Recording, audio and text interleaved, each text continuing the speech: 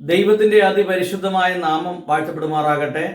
കർത്താവിൽ പ്രിയ സഹോദരി സഹോദരന്മാരെ, എല്ലാവർക്കും യേശു ക്രിസ്തുവിൻ്റെ നാമത്തിലുള്ള സ്നേഹവന്ദനം.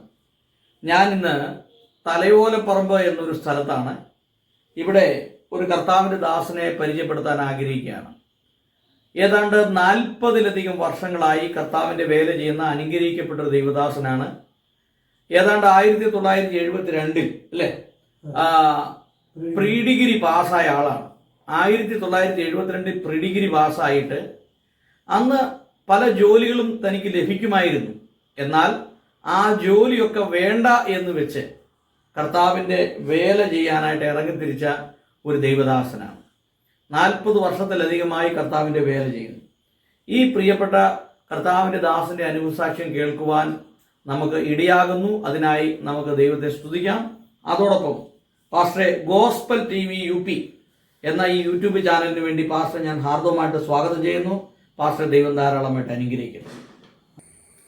പാസ്റ്ററെ സ്വയമായിട്ടൊന്ന് പരിചയപ്പെടുത്താമോ? പാസ്റ്ററുടെ പേര്, വീട്ടിൽ ആരൊക്കെയുണ്ട്, ഏത് സഭയുമായി ബന്ധപ്പെട്ട് സുവിശേഷ വേല ചെയ്യുന്നു, ഇപ്പോൾ എവിടെ താമസിക്കുന്നു, ഇതിനെക്കുറിച്ചൊന്ന് പറയാമോ?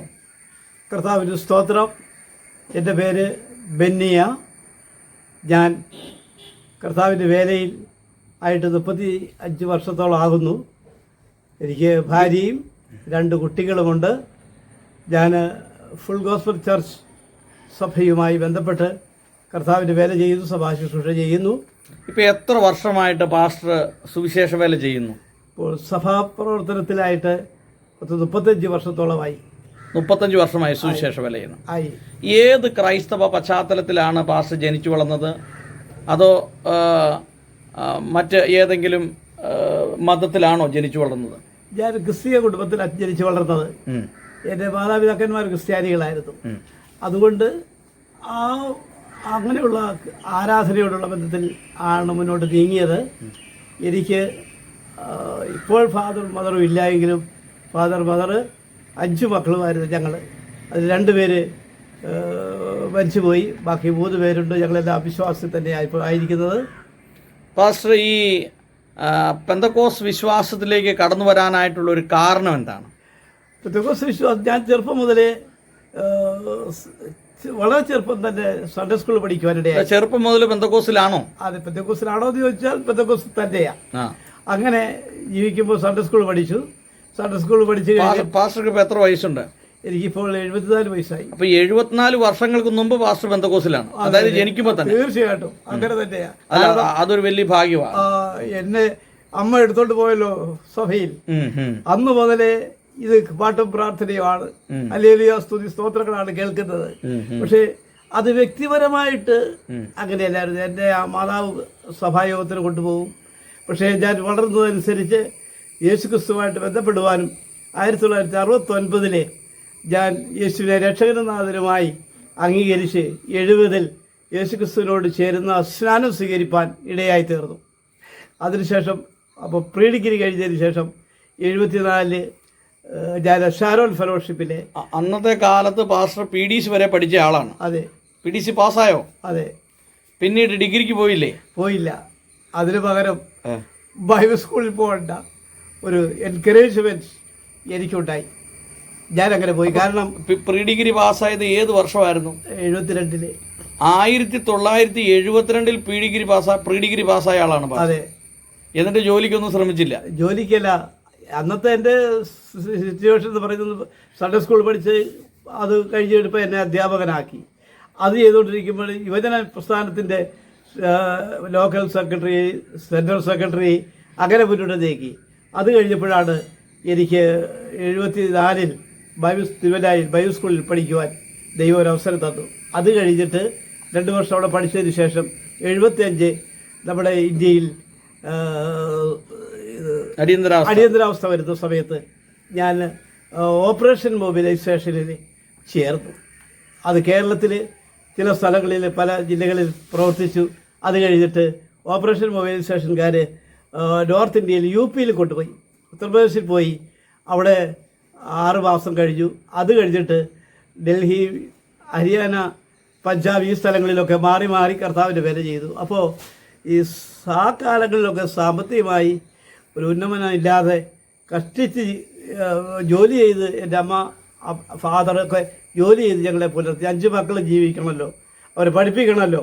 ഈ കാര്യങ്ങൾ കൊണ്ട് ഏറ്റവും മൂത്ത ആളായതുകൊണ്ട് അവിടെ നിന്ന് പോരാൻ അമ്മ എന്നെ നിർബന്ധിക്കുകയും ഞാൻ ഇവിടെ വരികയും അപ്പനെ സഹായിക്കുവാനുള്ള കാര്യങ്ങളൊക്കെ ചെയ്ത് ജീവിച്ചു. അതിനുശേഷം ഞാൻ വീണ്ടും ഈ പ്രതിസന്ധി എത്ര വർഷം നോർത്ത് ഇന്ത്യയിൽ സുവിശേഷ വേല ചെയ്തു? അവിടെ 2 വർഷം 2 വർഷം ചെയ്തു. അപ്പോൾ ഭാഷയൊക്കെ പഠിച്ചു? ഭാഷ പഠിച്ചു.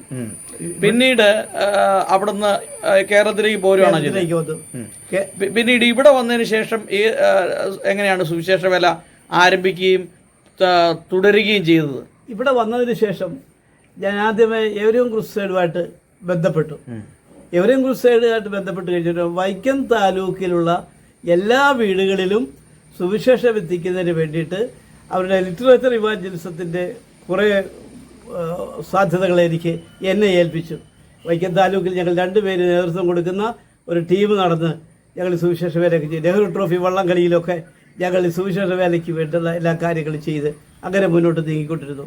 അത് കഴിഞ്ഞപ്പോഴത്തേനാണ് സഭയുടെ ബൈബിൾ സ്കൂളിൽ പഠിച്ചിട്ട് വേല ചെയ്യാതെ അലസനായി കുടുംബകാര്യങ്ങളിൽ നോക്കുന്ന ഒരു സംവിധാനത്തിലേക്ക് പോന്നപ്പോൾ പലവിധമായ പ്രതിസന്ധികളുണ്ടായി. ഉപജീവനത്തെ മാർഗത്തിന് വേണ്ടിയിട്ട് കുറച്ച് കൃഷി ചെയ്യേണ്ടി വന്നു.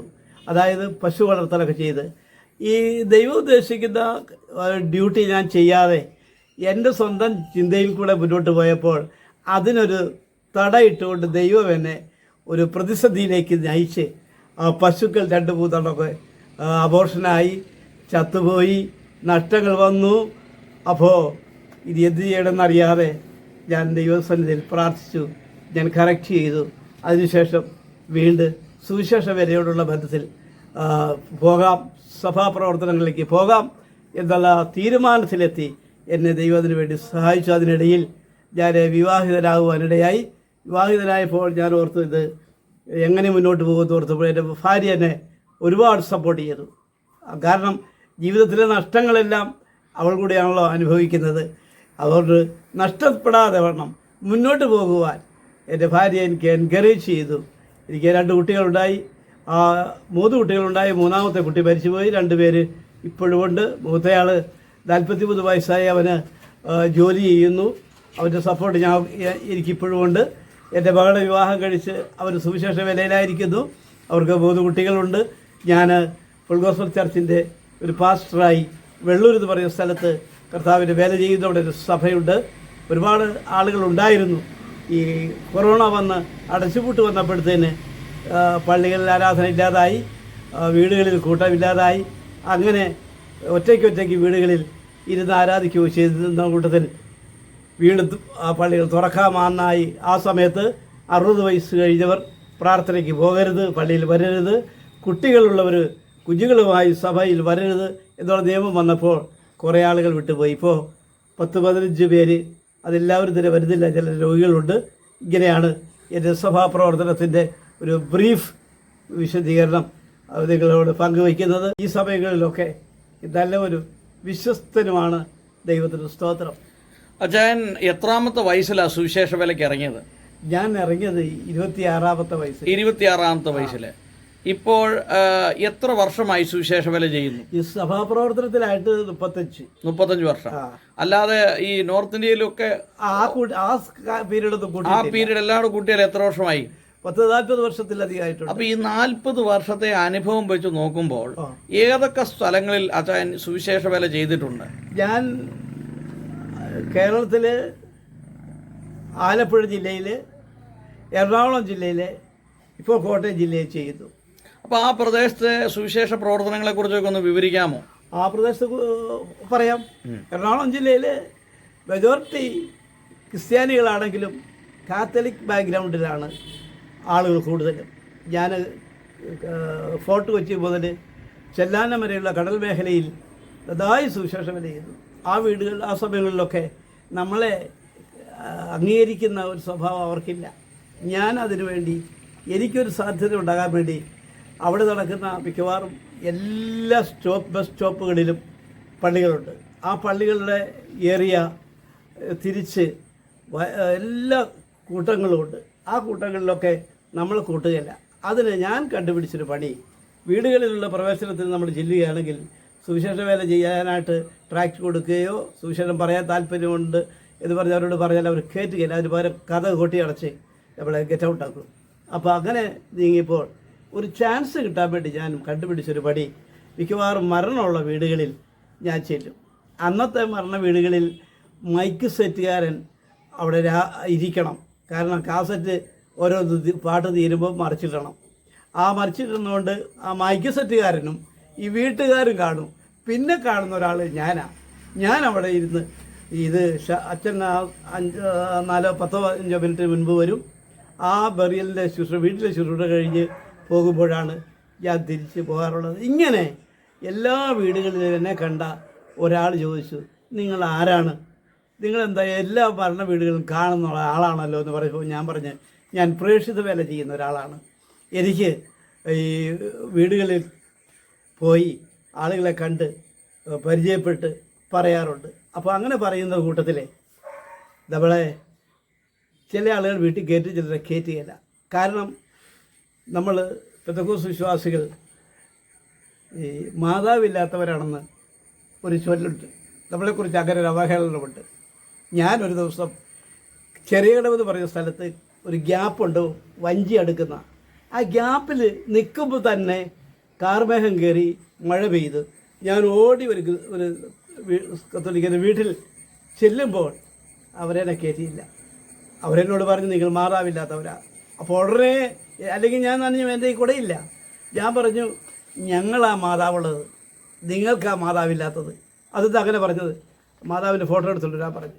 മാതാവിൻ്റെ ഫോട്ടോ എടുത്തിട്ട് വന്നപ്പോൾ ഈ ഫോട്ടോ കൊണ്ടുവന്ന ആളുള്ളത് നെറ്റിയിൽ പൊട്ട് കുത്തി വെച്ചിട്ടുണ്ട്.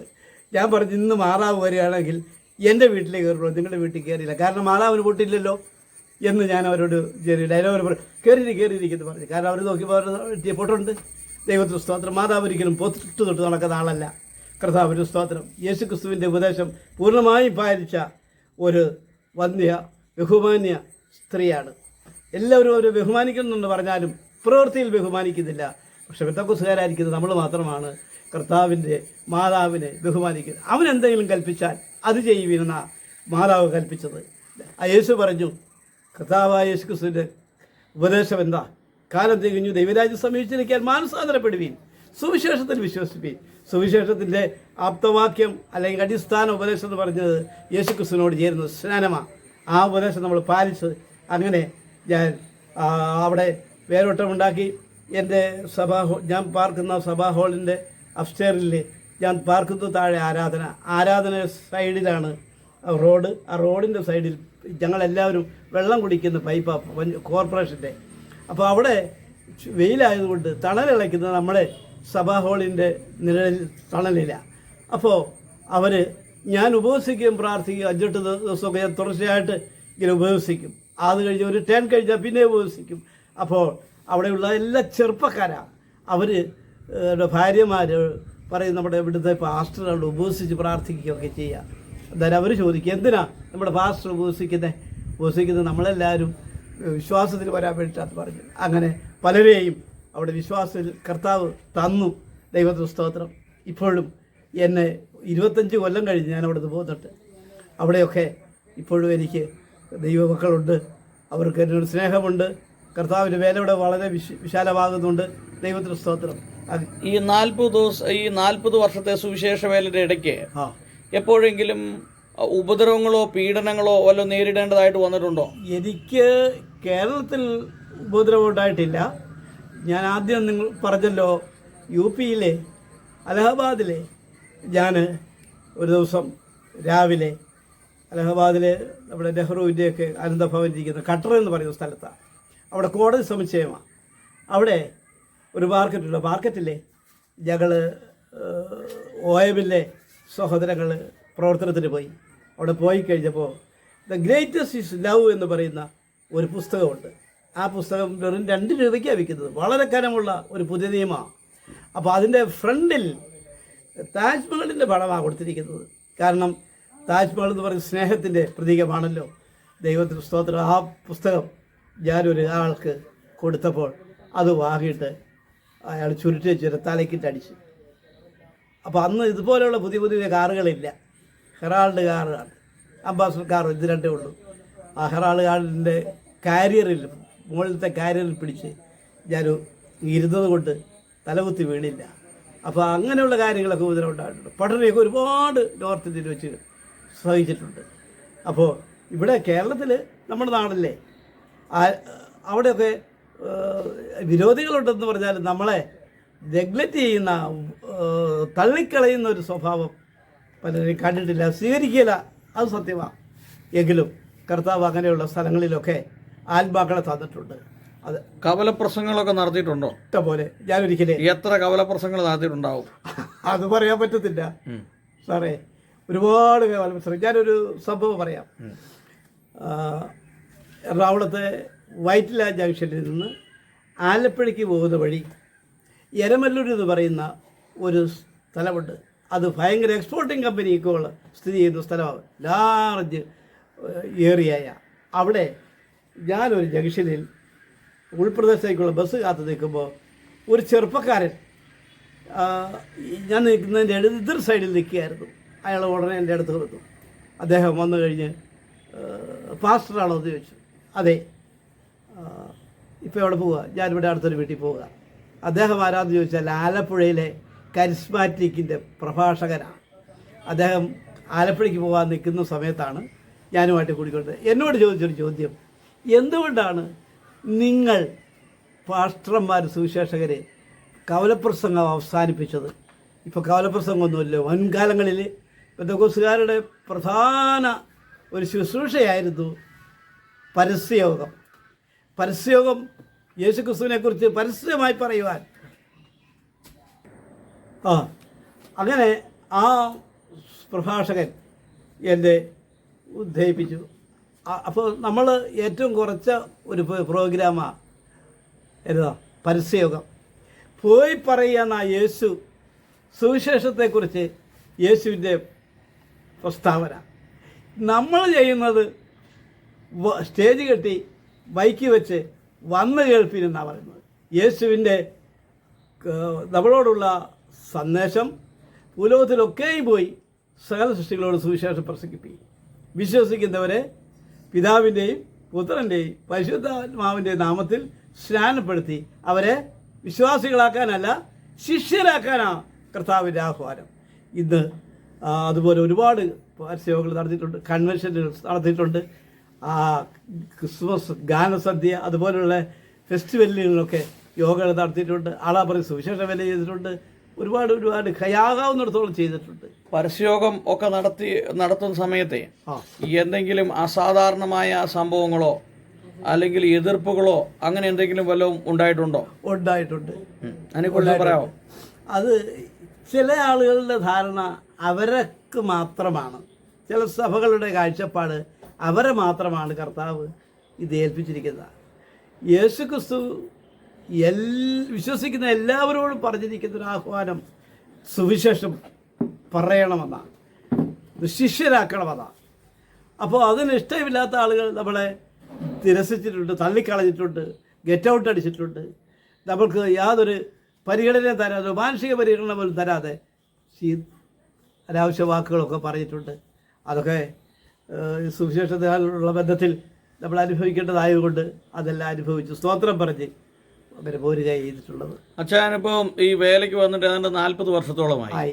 ഈ 40 വർഷം പെന്തക്കോസ്തുകാരനായി ജീവിച്ച അച്ചായൻ ഇപ്പോൾ നോക്കുമ്പോൾ ഇപ്പോൾ ഈ പുതിയ തലമുറയിലേക്കൊക്കെ വരുമ്പോൾ ഈ ന്യൂ ജനറേഷൻ ചർച്ചക്കാരുടെയൊക്കെ ഒരു വലിയ പ്രാർത്ഥനയും പരിപാടിയൊക്കെ ആണല്ലോ ഇപ്പോൾ നടക്കുന്നത്. അതെ. പെന്തക്കോസ്തിൻ്റെ ആ പഴയ തനിമ ഇപ്പോഴും നിലനിൽക്കുന്നുണ്ടോ അതോ നഷ്ടപ്പെട്ടു പോയോ?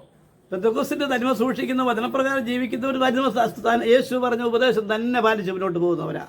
അങ്ങനെയുള്ള സഭകൾ ഒരുപാടുണ്ട്. അല്ല, അങ്ങനെയുള്ള സഭകൾ ഇപ്പോൾ ഉണ്ടോ? ഉണ്ടല്ലോ, സഭകളുണ്ടല്ലോ. ദൈവത്തിന് സ്തോത്രം. അപ്പോൾ ഈ ലോക കാഴ്ചപ്പാടിൽ ലോകവുമായിട്ട് മിങ്കിൾ ചെയ്ത് പോകാത്ത ഒരുപാട് ദൈവദാസന്മാരും സഭകളുമുണ്ട്. അത് നമുക്ക് അവരെ അഭിനന്ദിച്ചേക്കുണ്ട്.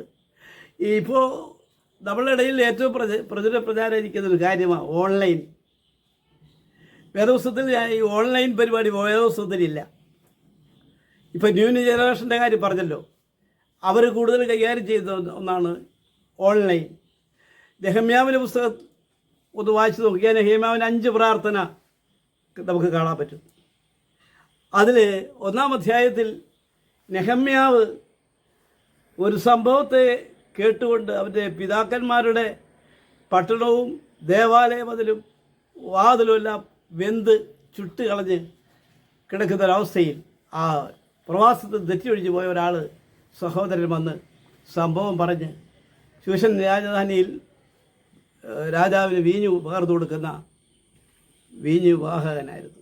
അദ്ദേഹത്തിൻ്റെ മുഖത്തിൻ്റെ ലക്ഷണം ഏതോ പ്രതിസന്ധി ഉണ്ടെന്ന് രാജാവ് മനസ്സിലാക്കിക്കൊണ്ട് ചോദിച്ചു, ഇതിൻ്റെ മുഖം വാടിയിരിക്കുന്നത് എന്താ? ഉടനെ രാജാവിനോട് കാര്യങ്ങൾ പറഞ്ഞു. ഉടനെ നിനക്ക് എന്ത് വേണം? എനിക്കൊരവധി കിട്ടണം.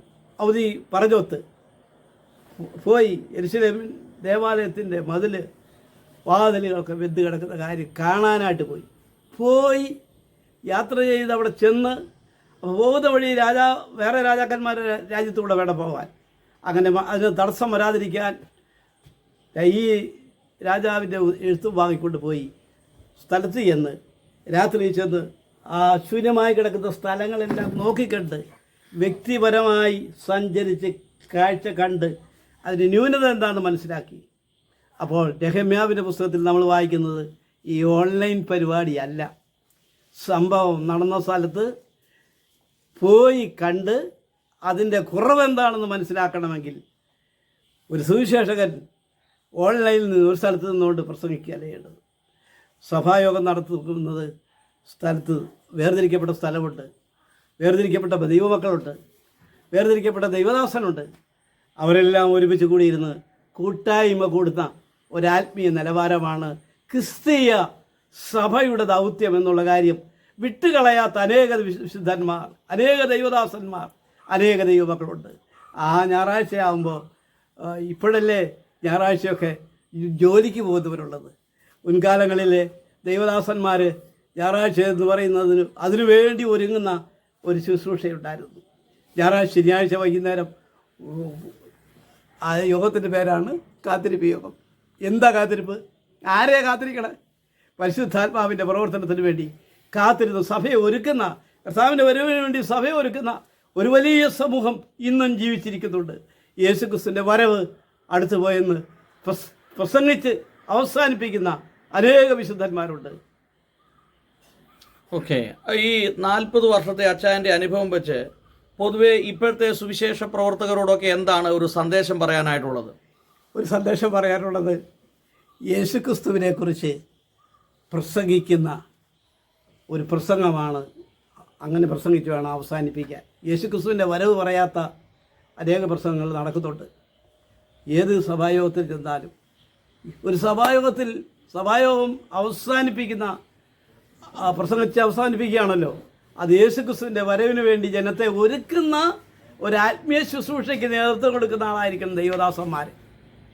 ദൈവത്തിന് സ്തോത്രം. അപ്പോൾ ഇന്ന് അങ്ങനെയുള്ളവർ വളരെ കുറവുണ്ട്. ഏത് ശുശ്രൂഷ കല്യാണത്തിന് പോയാൽ ഇപ്പോൾ നമ്മളെക്കുറിച്ച് പറയാറുള്ളൊരു കാര്യമുണ്ട്. കല്യാണത്തിന് ചെന്നാൽ, ഭരണ വീട്ടിൽ ചെന്നാൽ, വീട്ടു പ്രാർത്ഥനയ്ക്ക് ചെന്നാൽ എല്ലാം കർത്താവ് വരുന്നു എന്നാണ് നിങ്ങൾ പറയാറുള്ളത്. അതാ പറയേണ്ടത്.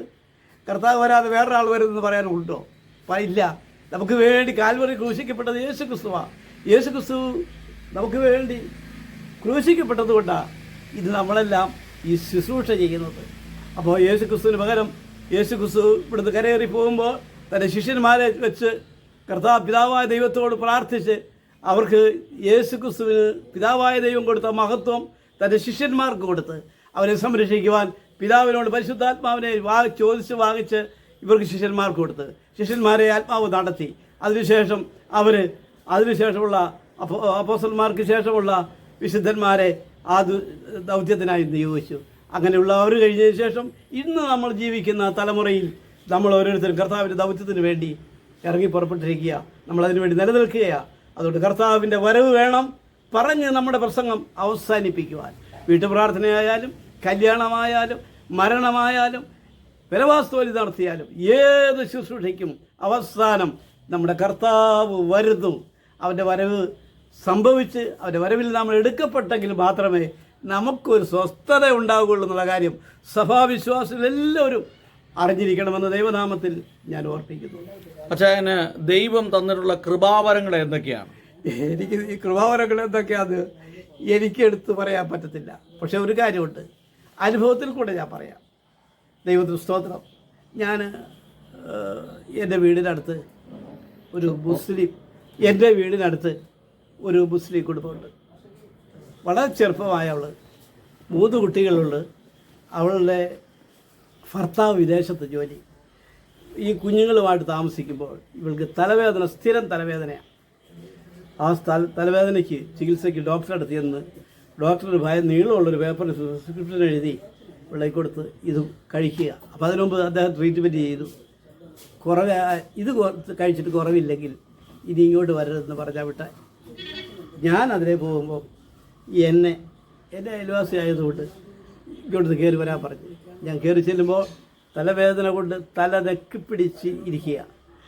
ഇത് കണ്ടോ, ഇത് ഡോക്ടർ തന്നതാണ്, ഇത് കുറഞ്ഞില്ല, ഇനി ചെല്ലരുതെന്ന്. ഞാൻ മരുന്ന് കഴിച്ചിട്ട് കുറവില്ല, പ്രാർത്ഥിക്കുന്നവരല്ലേ, ഒന്ന് പ്രാർത്ഥിക്കുമോ എന്ന് ചോദിച്ചു. ഇരിക്കുന്നാലും എത്തിക്കേണ്ട കാര്യമില്ലല്ലോ. ഞാൻ അവരുടെ മുറ്റത്ത് നിന്ന് കർത്താവിനോട് പ്രാർത്ഥിച്ചു. കർത്താവ് അവർക്ക് സൗഖ്യം കൊടുത്തു. വചനത്തിൽ എഴുതിയിരിക്കുന്നത് രോഗികളെ സൗഖ്യമാക്കാനാണ്. അപ്പോൾ അത്രയും മനസ്സിലാക്കാനുള്ള പ്രാപ്തി ആ കൊച്ചിനില്ല. ഞാൻ കർത്താവിനോട് പറഞ്ഞ് ഇവിടെ സൗഖ്യമാക്കാം. കർത്താവ് സൗഖ്യമാക്കി ഇന്ന് വരെ അവൾ സ്വസ്ഥമായി ജീവിക്കുന്നു. അവളുടെ അടുത്തൊരു സ്ത്രീക്ക് ഇതുപോലൊരു രോഗം വന്നു. പറഞ്ഞ് എൻ്റെ കാര്യം പറഞ്ഞ് ആ ആളെ വിളിച്ച് പ്രാർത്ഥിപ്പിച്ചാൽ മതി, സൗഖ്യമാകുമെന്ന്. അപ്പോൾ കർത്താവ് അങ്ങനെ ഒരു കൃപ തന്നിട്ടുണ്ടെന്ന് എനിക്കതുകൂടെ മനസ്സിലായി. എനിക്ക് പല കാര്യങ്ങൾക്കും സൗഖ്യം കർത്താവ് തന്നിട്ടുണ്ട്. എൻ്റെ വൈഫ് അങ്ങനെ സൗഖ്യത്തിൽ വിശ്വസിക്കുന്ന ആളാണ്. പാസ്റ്റർ, ഇത്രയും സമയം പാസ്റ്ററോട് സംസാരിക്കാൻ കഴിഞ്ഞത് ഒരു അനുഗ്രഹമായി കണക്കാക്കുന്നു. ഇനി എന്തെങ്കിലും പൊതുവെ പാസ്റ്റർക്ക് പറയാനുള്ള കാര്യങ്ങൾ എന്തെങ്കിലും ഉണ്ടോ? ദൈവം എത്രയോ കാര്യങ്ങൾ ചെയ്തത്. ഒരു കാര്യം പറഞ്ഞോട്ടെ. എനിക്ക് എൻ്റെ പിതാവ് 15 സെൻറ്റ് സ്ഥലം തന്നു. അതിനൊരു വീടുണ്ടാക്കി. അങ്ങനെ ഇരിക്കുമ്പോഴാണ് എൻ്റെ മകളുടെ കല്യാണം വന്നത്. കല്യാണത്തിന് പൈസ ഇല്ലാതെ വന്നപ്പോൾ ഞാനത് വിൽക്കാതെ രക്ഷയില്ലാതെ വന്നു. വിറ്റു, കല്യാണം നടത്തി, കാര്യങ്ങളെല്ലാം നീങ്ങി. അങ്ങനെ ഞങ്ങൾ വീട് വിട്ട് വാടകയ്ക്ക് 10 വർഷം വാടകയ്ക്ക് താമസിച്ചു. 10 വർഷം വാടകയ്ക്ക് താമസിക്കുമ്പോൾ എൻ്റെ വൈഫ് പ്രാർത്ഥിക്കുന്ന പ്രാർത്ഥന ഞാൻ മറഞ്ഞു നിന്ന് കേട്ടിട്ടുണ്ട്. കർത്താവേ, ഞങ്ങൾ വാടകയ്ക്ക് താമസിക്കുന്ന ഈ സാഹചര്യത്തിൽ ഞങ്ങൾ ഒരാൾ മരിച്ചാൽ ഞങ്ങൾ വാടക വീട്ടിൽ ശുശ്രൂഷ ചെയ്യേണ്ടി വരുമല്ലോ, അതിന് നീ അനുവദിക്കരുത്. സ്വന്തമായി ഒരു പാർപ്പിടം ഉണ്ടാകണം. ഞാൻ വിറ്റ വീട് അതിരിക്കുന്ന സ്ഥലത്ത് വാഹനം വരികയില്ല. അതുകൊണ്ട് വീട് വിൽക്കാനായിട്ട് ഒരുങ്ങി കാര്യങ്ങളെല്ലാം പറഞ്ഞുറപ്പിച്ചു. പറഞ്ഞ തുക കിട്ടിയില്ല വിറ്റപ്പോൾ, ആധാരം ചെന്നപ്പോൾ. കാരണം വഴി കൊടുക്കാമെന്ന് ഞാൻ പറഞ്ഞ്, അടുത്ത വഴക്കംകാരന് കുറച്ച് സ്ഥലം വിട്ടു തരാമെന്ന് പറഞ്ഞ്, അത്രയും സ്ഥലം ഞാനിതിൽ നിന്ന് കൊടുത്താൽ മതി എന്ന് പറഞ്ഞിട്ട് അയാളുടെ ഭാര്യയും കൂടെ ഒത്തോട്ട് തന്നില്ല. അതുകൊണ്ട് ഞങ്ങളോട് പറഞ്ഞ എഗ്രിമെൻറ്റ് പറഞ്ഞ തുക തന്നില്ല. അവരെ നഷ്ടത്തിൽ അത് വിൽക്കേണ്ടി വന്നു. ഞങ്ങൾ അവിടെ ഇറങ്ങേണ്ടി വന്നു. 10 കൊല്ലം വാടകയ്ക്ക് താമസിച്ചു. അപ്പോൾ ഞങ്ങളുടെ രഹസ്യ പ്രാർത്ഥനയിലൊക്കെ കർത്താവ് ഞങ്ങളുടെ പ്രാർത്ഥന ശ്രദ്ധ വെച്ച് കേട്ടു. 6.5 സെൻറ്റ് സ്ഥലം വാങ്ങിക്കുവാനും അതിൽ വീട് പണിത് ഇപ്പോൾ ഞങ്ങൾ താമസിക്കുന്നു, സന്തോഷത്തോടെ താമസിക്കുന്നു. പ്രാർത്ഥന കേൾക്കുന്ന ദൈവം ഇത് ജീവിക്കുന്നത് ഓർത്ത് അവൻ്റെ അത്ഭുതങ്ങൾ പ്രവർത്തിക്കുന്ന ദൈവമാണ് അവൻ. ദൈവവചനം പറയുന്നു, ഞാൻ സമാധാനത്തോടെ കിടന്നുറങ്ങും. യഹോവേ, നീയല്ലോ എന്നെ നിർഭയം വസിക്കുമാറാക്കുന്നെന്ന് 4-ാം സങ്കീർത്തനത്തിൽ വായിക്കുന്നത് പോലെ ദൈവവചനം പ്രകാരം ഞാൻ ദൈവത്തോട് പ്രാർത്ഥിച്ചു. എൻ്റെ വൈഫ് പ്രാർത്ഥിച്ചു. പ്രാർത്ഥന കേട്ട ദൈവത്തിന് നന്ദി പറയുന്ന ഒരനുഭവം ഉണ്ട്. അങ്ങനെ എത്രയോ ദൈവമക്കൾക്ക് ദൈവം ദാനമായി എന്തെല്ലാം കാര്യങ്ങൾ ചെയ്യുന്നു. ഈ ദൈവം ജീവിക്കുന്നതോർത്ത് ഞാൻ ദൈവത്തിന് സ്തോത്രം ചെയ്യുന്നു. കർത്താവ് സഹായിക്കട്ടെ.